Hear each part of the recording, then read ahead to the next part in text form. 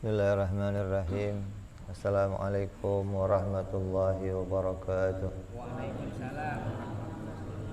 Fatiha ala ruhi sayyidina habibina syafi'ina rasulillah sayyidina Muhammad ibn Abdullah sallallahu alaihi wa ala alihi wa sahbihi wa azwajihi wa dhurriyyatihi la ya'lil rijali bil jannah wa yanfa'una bi asrarihim wa anwarihim wa ulumihim wa nafahatihim wa barakatihim fid dini wa dunya wal akhirah wa ja'aluna min hisbihim ويرزقنا محبتهم ويتوفانا على ملتهم ويأشرنا في زمرتهم بالعافية والسلامة لهم الفاتحة. أعوذ بالله من الشيطان الرجيم. بسم الله الرحمن الرحيم. الحمد لله رب العالمين الرحمن الرحيم مالك يوم الدين إياك نعبد وإياك نستعين اهدنا الصراط المستقيم صراط الذين أنعمت عليهم غير المغضوب عليهم ولا الضالين آمين. بسم الله الرحمن الرحيم. نويت تعلما وتعليما وتذكيرا والنفعا والانتفاع والإفادة والاستفادة والحسالة تمسكي بكتاب الله وسنة رسول الله صلى الله عليه وسلم ودعاء إلى الهدى دلالة على الخير ابتغاء مرضاته وقربه وثوابه وحسن الخاتمة مع اللطف والعافية وصلاح العاقبة. بسم الله الرحمن الرحيم. الحمد لله رب العالمين wassalatu wassalamu ala asyrafil anbiya'i wal mursalin Sayyidina wa habibina wa syafi'ina wa maulana Muhammadin wa ala alihi wa sahbihi ajma'in. Amma ba'du. Hari ini kita mulai membuka kembali kitab Ummul Barahin atau kitab Matan Sanusiyah yang insyaallah setiap malam Kamis, yang tadinya malam Selasa kita rubah ke malam Kamis, yang mudah-mudahan bisa istiqomah, bisa menghasilkan pemahaman yang menguatkan iman kita hingga iman kita diterima oleh Allah Subhanahu wa ta'ala. Kitab ini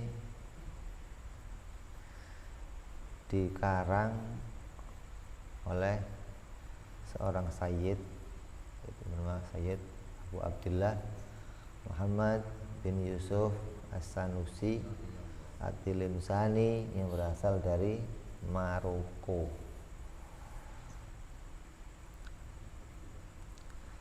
Kitab ini khusus akan menceritakan tentang ilmu usul atau ilmu akidah, yang mana ilmu ini menjadi kewajiban bagi orang yang mengucapkan dua kalimat syahadat, karena setiap amal harus disertai ilmu. Dikatakan bahwa seseorang yang mengamalkan sebuah amalan tanpa ilmu, maka amalnya tertolak dan tidak diterima oleh Allah Subhanahu wa ta'ala. Salat harus pakai ilmu, puasa harus pakai ilmu, zakat harus pakai ilmu, haji juga harus pakai ilmu. Begitu pula syahadat harus pakai ilmu. Apa ilmunya untuk mempelajari tentang dua kalimat syahadat? Ilmunya namanya ilmu tauhid, atau namanya ilmu kalam, atau namanya ilmu haq. Banyak tuh namanya. Ya, jadi kitab ini akan mengkhususkan, akan mempelajari ilmu tentang dua kalimat syahadat, tidak mempelajari tentang ilmu rukun-rukun Islam yang lainnya, enggak. Belajar tentang rukun Islam yang pertama, yaitu ilmunya tentang bagaimana sahnya, bagaimana batalnya, bagaimana syaratnya tentang dua kalimat syahadat. Ya coba baca. Mana mic-nya? Hah?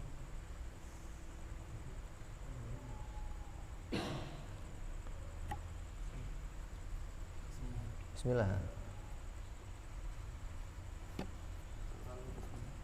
Kan dari alhamdulillah. Oh, dari atas. Sarah.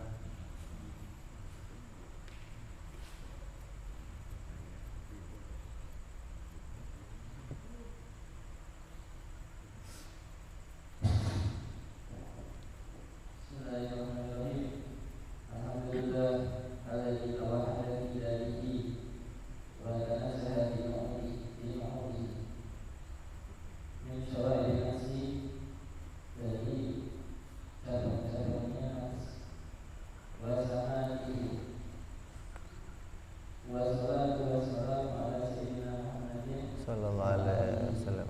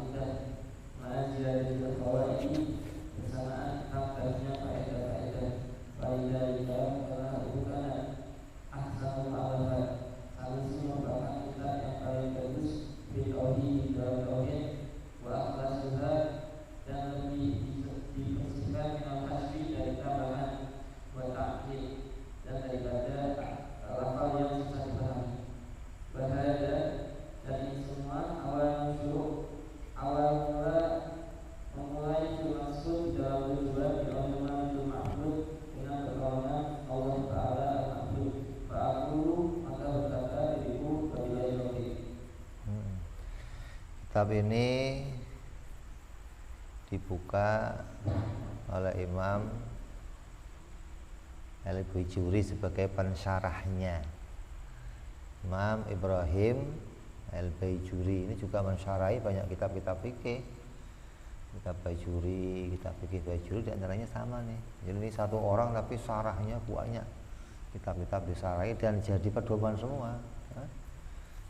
Istimewa diantaranya. Beliau di zamannya diminta untuk membuat syarah kitab Sanusia. Kenapa? Memang dari zaman ke zaman ya begitu. Orang yang terdahulu karena orang sekarang punya bahasa yang baru, pingin bahasa yang dulu itu dimudahkan pakai bahasa orang sekarang, gitulah. Maka diminta untuk menuliskan sebuah kitab yang isinya mensyarahi tentang kitab As-Sanusia. Kata beliau, ini proyek besar, ini suatu hal yang besar bagi saya. Kenapa? Karena kitab Imam Sanusi adalah kitab yang istimewa, kata beliau. Walaupun kecil bentuknya, tapi ini kitab yang isinya penuh dengan ilmu pengetahuan. Sampai dikatakan kitab ini kayak hadis. Kenapa? Kalimat per kalimatnya perlu disarahi gitu loh. Enggak cuman kalimat enggak cuman satu kalimat enggak, tapi kata per katanya perlu disarahi, perlu dijelaskan karena mengandung pilihan kata yang istimewa gitu loh. Kenapa kok Imam Sanusi milih katanya ini, nggak milih kata yang, maka dijelaskan tuh. Jadi bagi Imam Baijuri ini adalah karya yang besar, mensarai kitab yang walaupun kecil tapi isinya sangatlah luas. Kenapa luas? Karena memuat seluruh akidah umat Islam, dasar-dasar agamanya umat Islam. Apa sih yang disebut akidah itu apa? Akidah itu apa? Ma yahtamilul mu'taqad, ya, apa-apa yang pantas untuk dipegang. Akidah itu sesuatu yang pantas. Yang namanya pegangan itu apa sih? Ya apa-apa yang pantas dipegang, namanya pegangan. Kalau nggak pantas dipegang ya bukan pegangan gitu loh.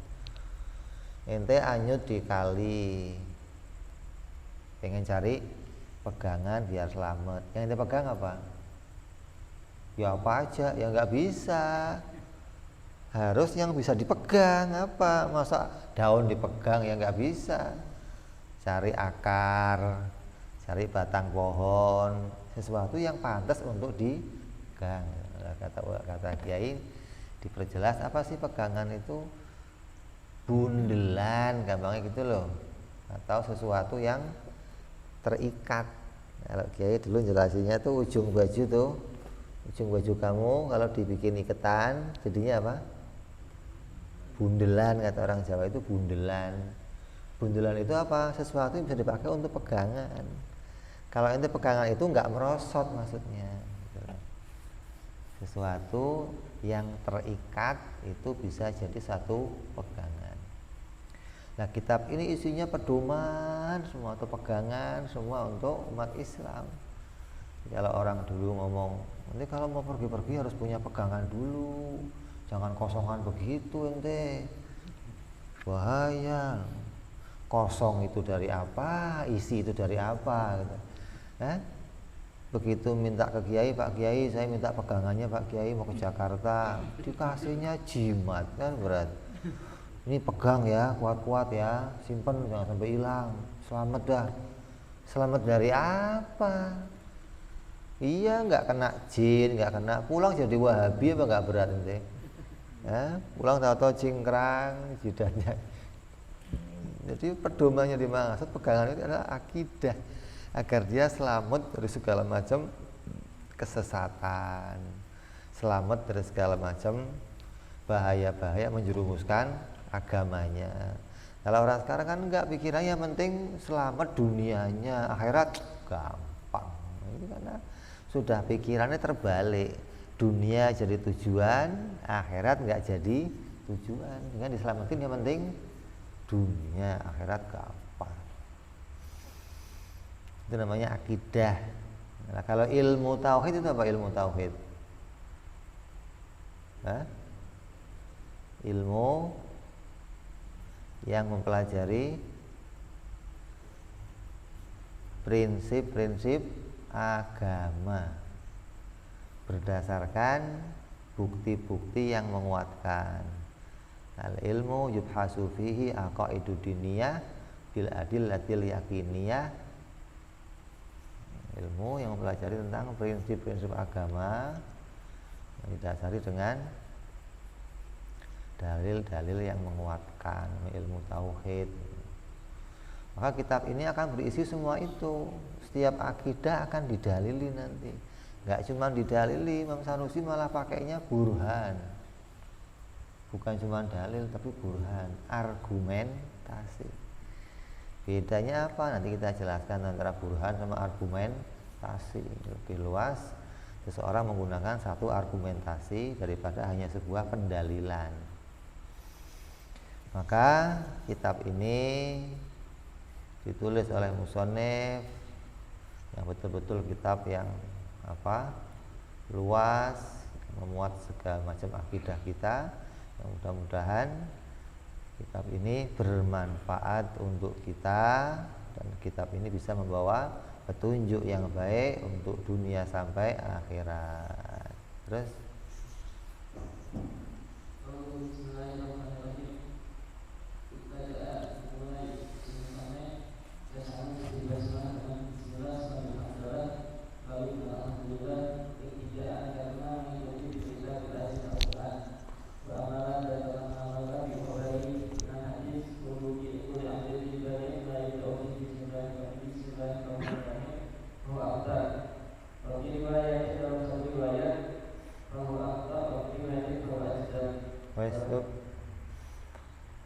Ini kitab ini dibuka oleh Imam As-Sanusi dengan bacaan Bismillahirrahmanirrahim. Kenapa kok dimulai pakai Bismillah? Kan permulaan bisa aja yang lain. Kok milihnya pakai Bismillah? Oh, dimulai pakai Bismillah. Terus nanti juga akan ditambah lagi dengan kalimat Alhamdulillah. Itu dimulai pakai ini karena mengikuti Al-Qur'anul Karim. Al-Qur'an itu mulainya apa sih? Ini kan buka Quran, pertamanya apa? Terus Alhamdulillah. Kan pertama Quran surat Al-Fatihah. Jadi bismillah, terus maka kitab ini mengikuti Al-Qur'an, dimulai pakai bismillah, lalu Alhamdulillah. Dan juga mengikuti khabarnya Nabi atau hadisnya Nabi Muhammad sallallahu alaihi wasallam. Apa hadis beliau? Beliau bersabda, kullu amrin, tiap amalan yang baik itu apabila tidak dimulai dengan bismillah, maka amalan itu menjadi amalan yang terputus. Dalam riwayat amalan yang apa? Buntung. Dalam riwayat lagi amalan yang tertolak. Artinya maknanya adalah qalilul barokah, atau sedikitnya kebaikan pada amalan itu. Kalau nggak mau diomong, hilanglah kebaikan dari amal tersebut apabila amal itu tidak dimulai pakai Bismillahirrahmanirrahim. Tapi nggak semua amalan, nggak setiap amalan harus dimulai pakai Bismillah. Kadang ada amalan yang nggak boleh dimulai pakai Bismillah, kayak sholat. Sholat mulainya pakai apa? Allahu Akbar, Bismillahirrahmanirrahim, bukan Allahu Akbar, nggak Bismillah kan enggak. Kalau adzan pakai apa? Allahu Akbar. Khutbah Jumat, Alhamdulillah. Jadi enggak setiap amal pakai bismillah, enggak gitu loh. Jadi enggak pokoknya amal apa aja pakai bismillah, enggak. Ada amalan yang kalau kamu pakai bismillah, amal itu menjadi baik. Ada lagi yang lain amalan kayak apa?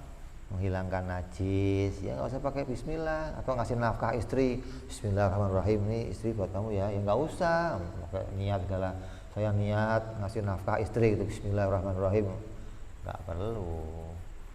Jadi ada amalan yang memang disunahkan pakai bismillah, diwajibkan pakai bismillah. Nanti ada satu persatu akan dijelaskan.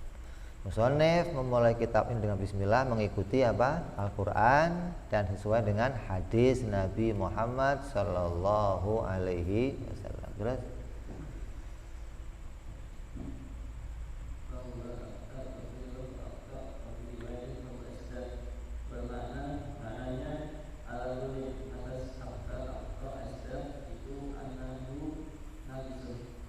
nakisun au qalilun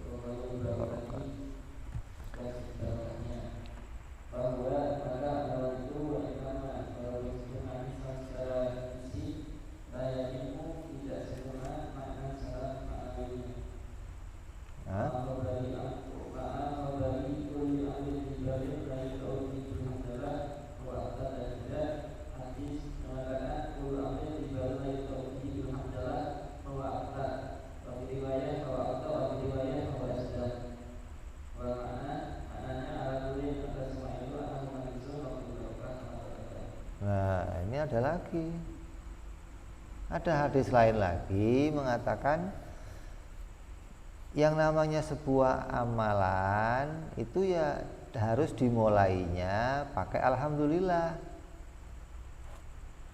bukan pakai bismillah.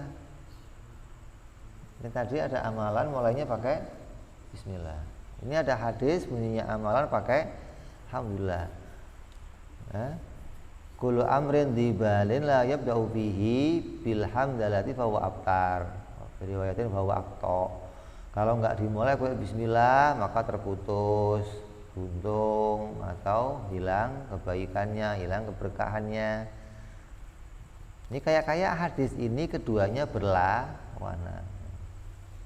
Ada tuh kiai pernah ada yang nanya, Pak Kiai itu kan kalau mulai amal pakai bismillah, ada juga hadis lain yang pakai alhamdulillah. Enggak ada hadis begitu, hadis pakai bismillah doang.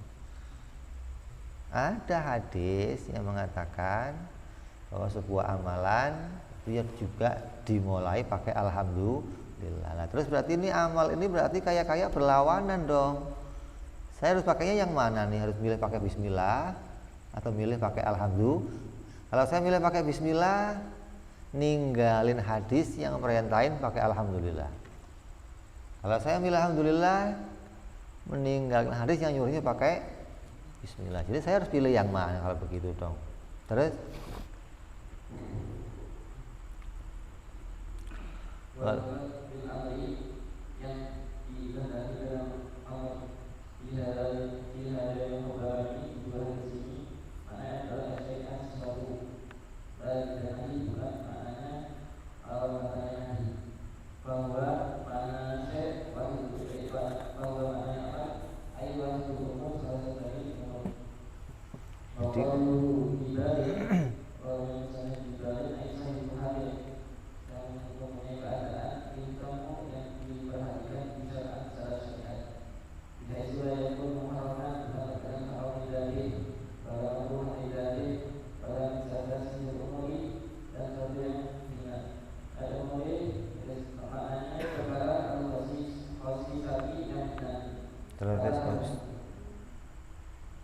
Terus yang dimaksud dengan amr kullu amrin itu bukan setiap perintah, kan? Jadi bukan amr yang maknanya lawannya nahi. Kalau lawannya nahi berarti apa? Nahi kan larangan. Nah, lawannya larangan apa? Perintah. Jadi bukan terus setiap perintah dimulai pakai bismillah, enggak. Maknanya setiap perkara atau salah satu perkara atau wahidul umur gitu loh. Bukan semua perkara atau tiap-tiap perkara, enggak. Terus zibalin artinya yang punya kemuliaan di dalam sisi syariat. Artinya sesuatu yang diperhatikan baik-baik gitu loh. Hingga awalnya pun harus dimulai pakai bismillah. Jadi perkara itu diperhatikan, kayak ini nulis kitab, atau memulai suatu amalan-amalan yang baik, mau ngaji, mau keluar rumah, mau mulai bekerja, mau mulai masak, mau gendong bayi. Ini amalan-amalan yang menjadikan hal itu perkara yang diperhatikan oleh syariat. Dan perkara itu nggak boleh sampai menjadi perkara yang haram pada zatnya. Jadi perkara itu ada yang haram zati, ada pula nanti yang makruh zati. Juga nanti ada perkara yang haram fi'li, ada makruh fi'li, gitu loh. Kalau saya mengucapkan bismillah pada perkara itu haramnya haram fi'li, gimana? Boleh. Bismillahnya nggak ikut jadi haram, gitu loh. Kalau ngucapin ya bismillah pada bismillah yang makruh dzati, bismillahnya jadi makruh. Kalau haramnya haram dzati, bismillahnya jadi haram. Jadi jangan pada dua perkara tersebut, gitu loh. Yang makruh dzati ya jangan, dan juga jangan pada perkara yang makruh dzati, dan juga tidak pada perkara yang safasil umur. Safasil umur itu apa? Hina, rendah.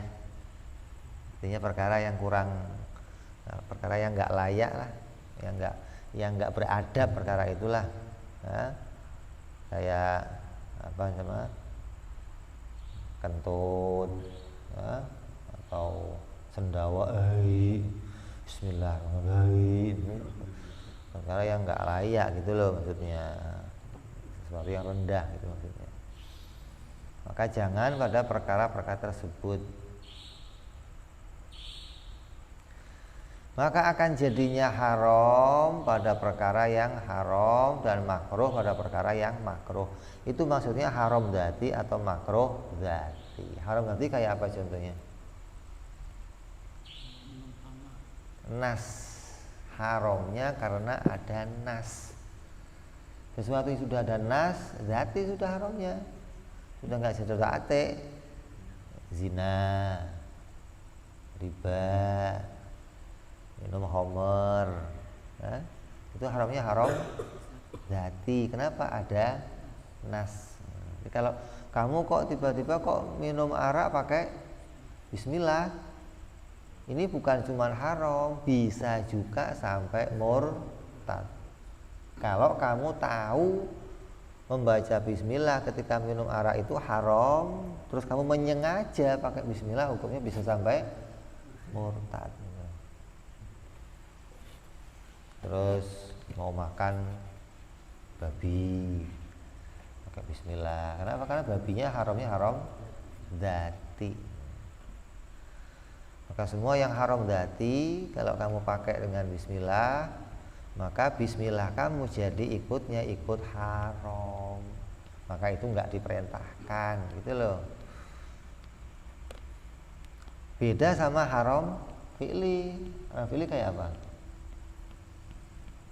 Asalnya enggak haram, tapi karena perbuatannya jadi haram. Kayak mau wudu airnya nyolong, airnya nyolong. Waktu wudu pakai bismillah enggak? Bismillah. Hukum bismillahnya apa? Sah. Karena bukan haram dzati. Tapi wudhunya bermasalah gitu loh, karena pakai air yang haram. Kamu nyolong baju, waktu pakai baju Bismillahirrahmanirrahim. Ente nyolong nasi uduk namanya, atau ente ikut ini dah, ikut manten tapi nggak ngomong. Ada manten persemanan, lumayan nih. Ikut rembol aja lah. Hukumnya apa? Haram. Manten itu harus diundang, kalau nggak diundang nggak boleh datang ente. Ente ngajak kawan juga nggak boleh datang manten, kecuali izin sama tuan rumahnya. Gua bawa kawan nih, oh iya masuk, nah, baru halal. Kalau nggak haram.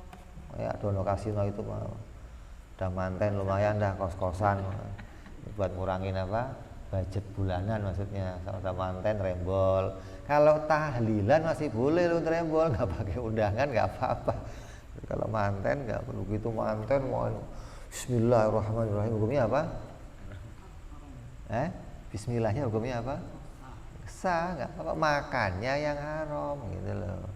Bismillahnya nggak jadi haram. Kenapa? Karena bukan haram dzati gitu loh. Dzatinya kan itu bukan perkara yang ada nas keharamannya, jadi nggak diikut sertakan. Nah bismillahnya untuk apa? Untuk makannya itu. Sesuatu yang bukan dzatinya haram maka boleh digandengkan dengan bismillah. Begitu pula perkara yang makruh dzati. Makruh dzati kayak apa contohnya? Makan jengkol, teh, apa? Rokok. Memang minta dukungan ente mah. Minta dukungan untuk jadi makruh maksudnya. Sesuatu yang makruh kalau kamu mulai pakai bismillah hukumnya makruh. Itu makruhnya makruh dzati gitu loh. Bukan makruh fi'li. Contoh makruh fi'li apa?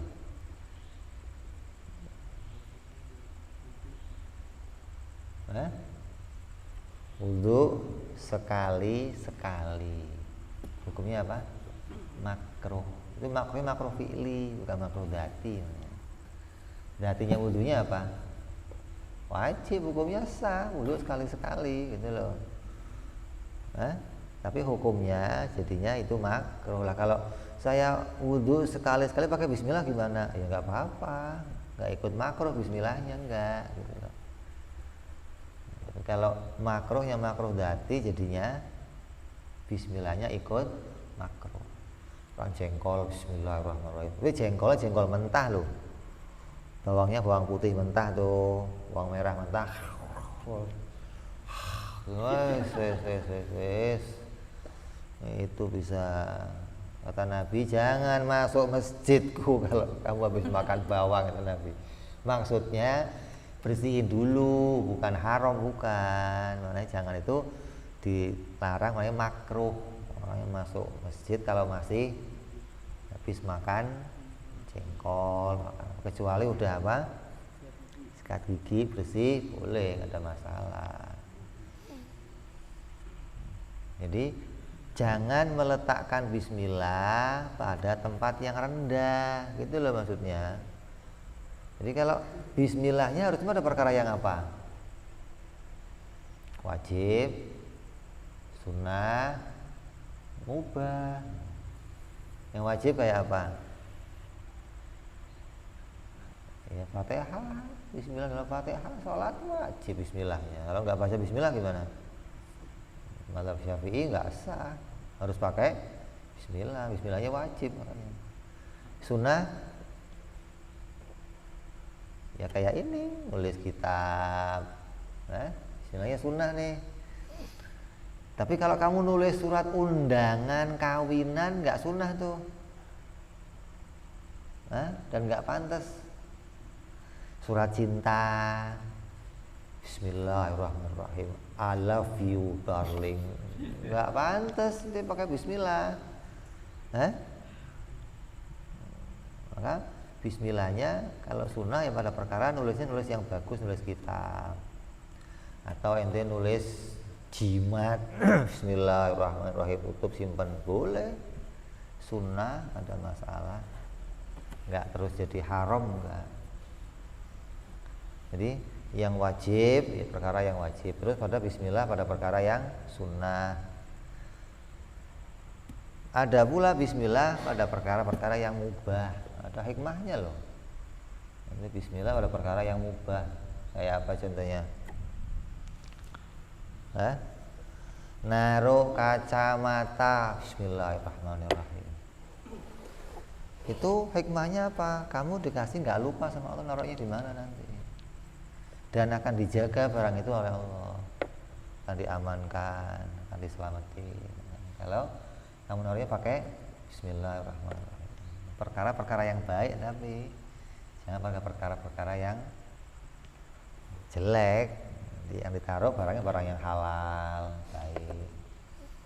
Karena ada riwayat seorang yang meletakkan sesuatu pakai bismillah, disimpan di lemarinya. Seorang istri nih sama suaminya, barangnya diambil, masukin sumur. Suaminya itu dompet suaminya, sama suaminya, "Mak, tolong simpen dong." Sama istrinya disimpan taruh lemari, bismillahirrahmanirrahim.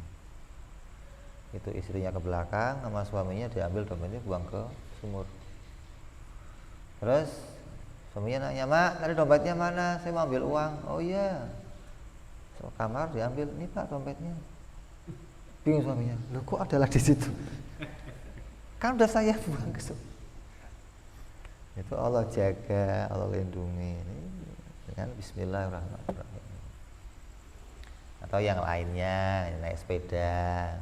Lah kalau bismillah masih hilang ya memang nasib. Jangan bismillahnya nggak mempan ya, kurang manjur ya, memang kalau hilang ya nasib, berarti memang sudah tulisannya begitu. Apa? Orang gelo. Sudah bismillah.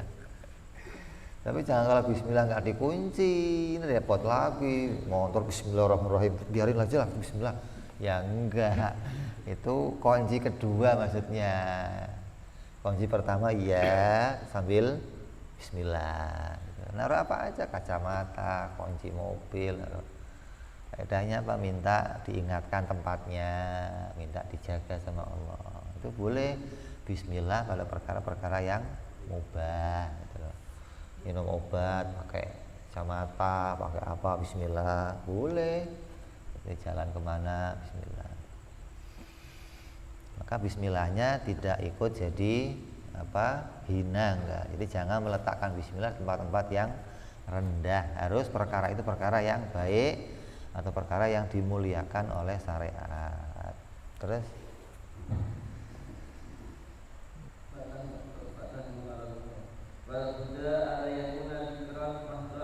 dan wajib bukan termasuk daripada zikir yang mana di alam yang pun zikran aslan, yaitu dengan bukan zikir secara asli atau zikir ghairul mahad atau zikir yang bukan mahad. Wa ala yas'ala musyari' mabda'a wa basmalah, dan syarat selanjutnya bukan sesuatu yang dijadikan oleh syari' mabda'a wa basmalah, permulaan sesuatu yang selain bismillah wal hamdalah kasolati seperti sholat. Wa innahu ja'alaha mabda'a bariha, karena syariat menjadikan permulaan selain bismillah dan hamdalah bahwa takbir, yaitu takbir. dan juga bukan pada zikir mahdhon. Mahdhon itu kayak bacaan subhanallah, alhamdulillah, zikir kamu la ilaha illallah, itu enggak usah dimulai pakai bismillah lagi. Itu sudah bentuk zikir. Jadi sudah langsung pada perkara-perkara atau amalan-amalan yang tertentu tadi. Dan juga bukan pada amalan yang nas syariatnya mengatakan amalan itu dimulai bukan pakai bismillah. Ya jangan kamu tambahin pakai bismillah. Bismillahirrahmanirrahim, Allahu akbar, ya enggak boleh. Atau bismillahnya diam pelan-pelan, ya enggak disunahkan. Itu sholat enggak disunahkan bismillahirrahmanirrahim Allah, enggak disunahkan, malah mengatakan malah enggak boleh. Takutnya nanti dianggap itu penambahan rukun sholat bagi orang yang enggak tahu, jadi enggak disunahkan.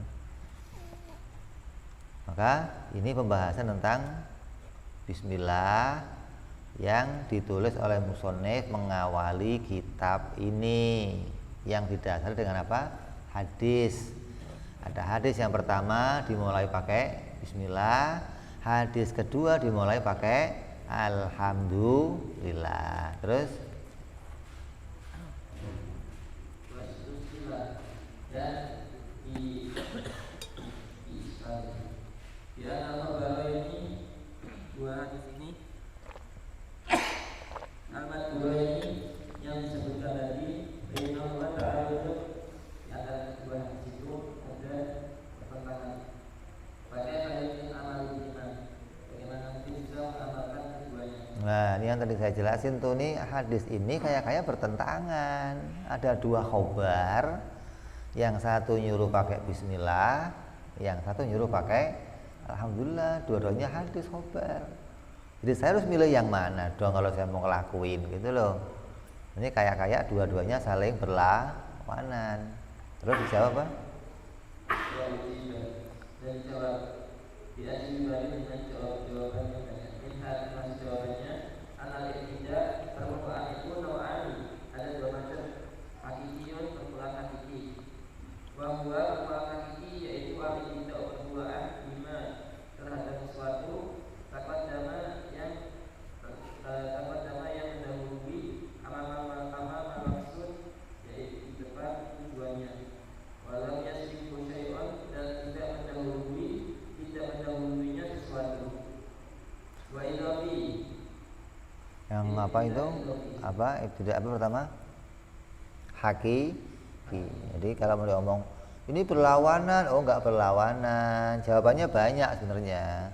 Tapi di antara yang musannif pilih di sini membajuri milih, pembukaan itu ada dua macam gitu loh. Ada pembukaan hakiki, ada pembukaan idhofi. Pembukaan hakiki apa? Yang dimulai amal maksud, dimulai di sebelum adanya maksud. Sebelum maksudnya itu dijalankan, dibuka dulu pakai bismillah, itu namanya bismillah hakiki. Terus tidak didahului sesuatu yang lain. Jadi letaknya bismillah itu sebelum beramal, dan tidak didahului sesuatu yang lain, berarti itu pembukaan hakiki, artinya asli pembukaan.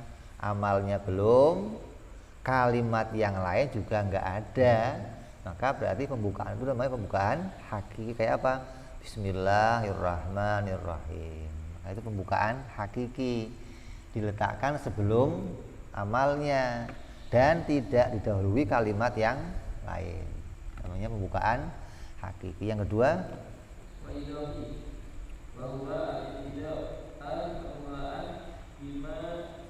terhadap sesuatu taqaddama yang mendahului amama maksud di depan tujuannya. Wa in sabahu syai'un, walaupun mendahuluinya sesuatu. nah kalau idhofi sama pembukaan juga, tapi pembukaannya didahului kalimat yang lain gitu loh.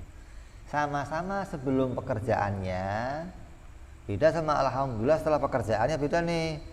Makan, alhamdulillah, itu berarti setelah pekerjaannya. Ini kalau ini sebelum pekerjaannya, tapi kalimatnya didahului kalimat yang lain. Kayak tadi bismillah, terus alhamdulillah.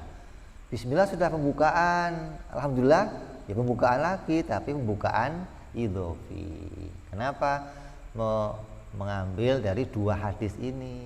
Dua-duanya dimasukkan semua sebagai bentuk pengamalan, tapi yang satu dijadikan hakiki, yang satu idhofi namanya.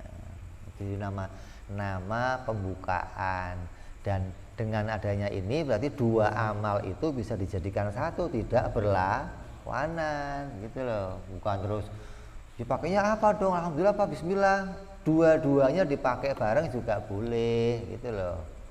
Tapi yang satu namanya pembukaan hakiki, yang satu namanya pembukaan idhofi. Terus dan hadis hamdalah al-insani atas semacam yang kedua bahwa idhofi yaitu idhofi walam kasih dan tidak dibalik keasian karena berlandasan dilengkapi dengan Al-Quran al-Aziz wa amalan dan mengamalkan dari Ismani terhadap Islam. jadi jangan dibalik, itu sudah pas. Yang pertama bismillah itu amalannya dengan hadis yang pertama, alhamdulillah mengamalkan hadis yang kedua, dan sesuai pula dengan Al-Quran, maka jangan dibalik. Oh yang pertama alhamdulillah, yang kedua bismillah, nggak boleh, karena nggak ada dalil yang mengantarkan itu gitu loh. Kalau awalnya bismillah, yang kedua alhamdulillah, ada yang mengantar mana? Al-Quran. Terus Peminta termasuk daripada jawabannya Anahu la ta'arudlah, ketika berlawanan hadani khobarani dua hadis ini, rasa kata maka saling mengumpulkan, waroja'a dan kembalikan ila khobari kulli amrin dibalir dari ta'udi bidillah, maka tidak dikembalikan dengan hadis mengatakan kulli amrin dibalir dari ta'udi bidillah al-hadis. Karena buat kaidah min anahu daripada suatu kaidah mengatakan tidak sama kaidah dari ketika terkumpul dua kaidah wa mutlak dan mutlak ulhiya, maka dibuang al-kaidah dari kedua kaidah itu wa umilah dan diamalkan di mutlak. Kalau memang nggak diterima pendapat tadi, ada apa tadi? Pembukaan hakiki, pembukaan nggak ada, begitu repot amat, pokoknya berlawanan hadis itu dah. Oh kalau memang masih dianggap berlawanan, berarti perlu menghadirkan hadis yang ketiga gitu loh, biar nggak jadinya berlawanan. Apa hadis yang ketiga? Ada hadis lagi yang bunyinya kullu amrin dibalin la yubda'u fihi bidzikrillah. Amalan atau perkara, satu perkara yang baik itu apabila tidak diawali dengan zikrillah, maka amal itu enggak diterima. Untuk apa hadis ini? Oh hadis ini untuk menjadi pengukuhan. Sesuai dengan apa? Sebuah kaidah. Apabila ada dua perkara yang muqayyad, yang dikoyiti dengan yang lain, ya. Lalu ada satu perkara yang mutlak, maka yang muqayyad tadi bisa bergeser kembali kepada pedoman yang mutlak, gitu loh. Maksudnya gimana? Suruh memulai suatu amalan dengan bismillah. Bismillah itu apa? Zikrillah. Oh, amalan juga dimulai pakai alhamdulillah. Alhamdulillah itu apa? Zikir. Oh, berarti semua amal itu, amal-amal yang baik, perkara yang baik, itu intinya harus pakai zikir, gitu loh. Mau pakai bismillah ya boleh, pakai alhamdulillah juga boleh, yang penting pakai zikir, gitu loh. Kalau nggak pakai zikir gimana? Barulah amal itu tertolak. Jadi saya boleh pakai selain bismillah dong? Boleh. Pakai alhamdulillah yang lain boleh dong? Boleh. Tapi kalau bismillah alhamdulillah ini sudah jelas ada tuntunannya Al-Quran dan hadis. Ada tuntunan pula ijma'nya para ulama. Hingga jelas, penggunaannya jelas, gitu loh. Awalnya pakai bismillah atau awalnya pakai alhamdulillah. Oh, saya nggak mau pakai itu, pakai yang lain boleh nggak? Boleh.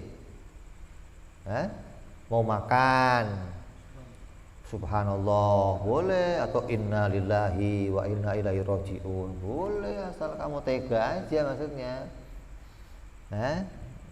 Kan zikrillah juga. Subhanallah, alhamdulillah, wala ilaha illallah akbar. Lu kayak mau ngangkat mayat aja lu makan, ya boleh aja. Yang penting dimulai pakai zikrillah, gitu loh. Jadi hadis ini yang tadinya kelihatan bertentangan, setelah ketemu makna yang mutlaknya, oh ternyata yang mutlak pakainya apa? Zikrillah. Bismillah itu ya zikrillah, alhamdulillah juga zikrillah, itu maksudnya. Terus zikrillah gitu.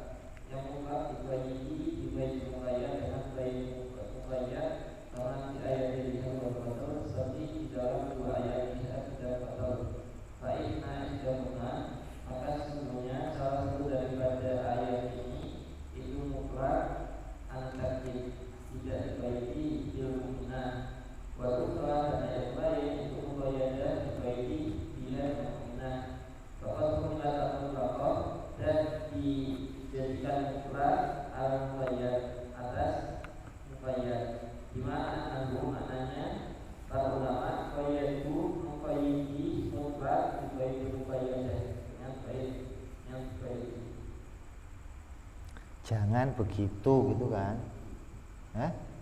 Jangan begitu kan? Dilarang itu kan? Yang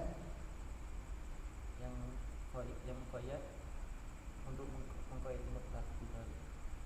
Lah ya ini kan la yuqala, jangan kamu katakan, ya kan? Kalau al-ma'ruf yang sudah umum, maksudnya yang sudah umum itu apa? Hamlul mutlak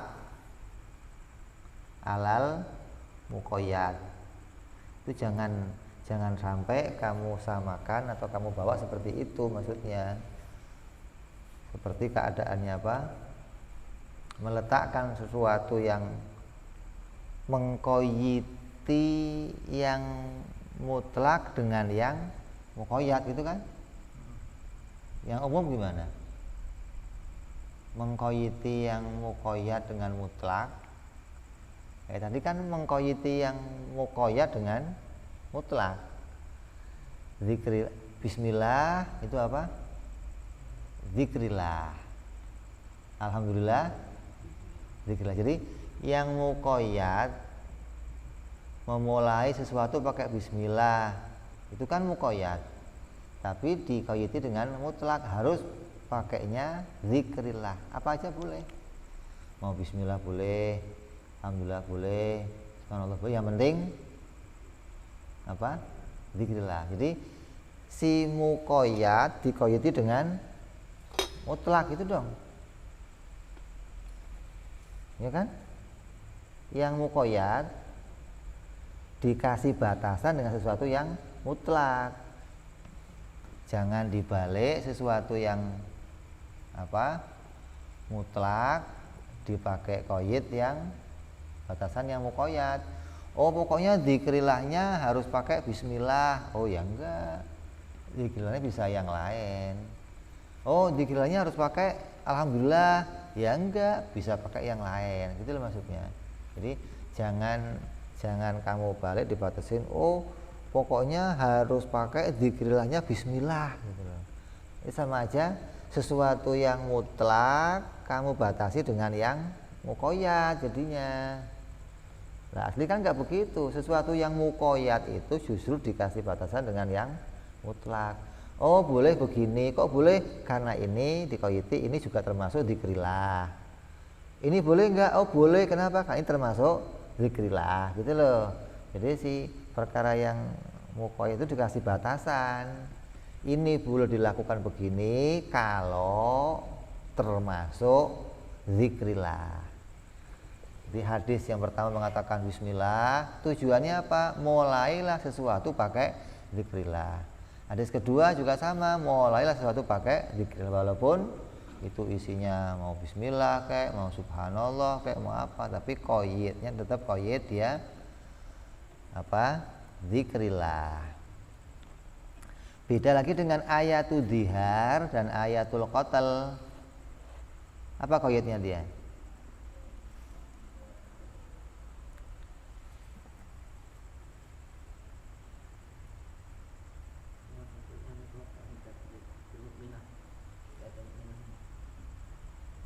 Yang satu peletakannya pada mukminah, yang satu peletakannya tidak pada mukminah. Yang pada mukminah yang mana?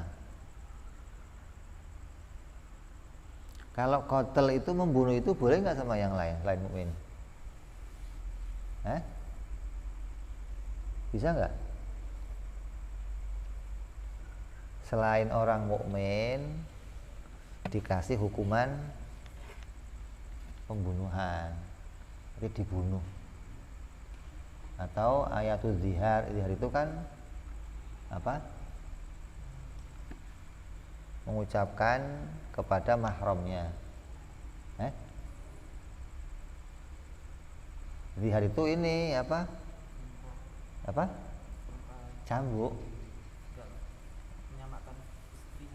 Tapi pada mahramnya nggak boleh kamu mengucapkan sesuatu yang menyalahi tentang perkara yang khusus kepada ibu, atau menyamakan istri dengan mahram gitu loh. Zihar kan itu khusus untuk mukminah, bukan?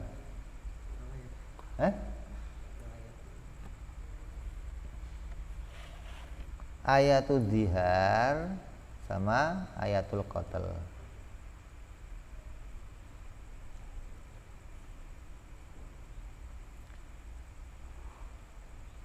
Maka jawabannya apa di situ?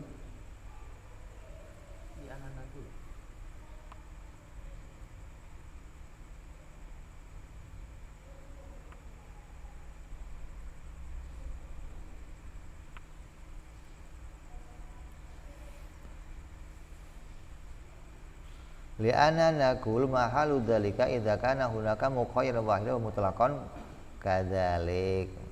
Muqayyad satu, mutlak satu, kama fi ayataini al-madhkuraini bi khilafi ma idza ta'addada muqayyadan kama huna. Itla yumkinu hamlul mutlaq alal muqayyad, karena enggak mungkin memasukkan mutlak alal muqayyad khina idzin. Wa minha anal ibtida'a amron urfiyun yamtadda fi awali ta'lif ila syuru'i fil maksud. Jadi mau dijelaskan keadaannya berbeda dengan yang tadi disebutkan tentang bismillah dan zikrillah. Kalau ayatul zihar sama ayatul qatl itu ada batasannya apa? Hah? Satu koyet yang juga koyet itu juga bisa. Oh iya nggak bisa. Jadi kalau apa koyitnya satu bisa, beberapa perkara dikoyit itu dengan koyit yang satu apa dikrilah bisa. Tapi kalau harus dua koyit harus apa? Harus apa?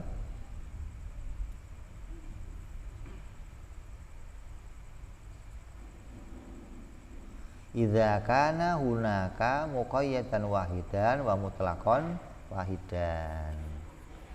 Tapi kalau sudah tersusun ada beberapa koyit, maka nggak bisa dipakai untuk membatasi sesuatu yang lainnya. Dihar itu kan khususnya untuk mukminah. Kalau selain mukminah gimana? Nggak berlaku kan?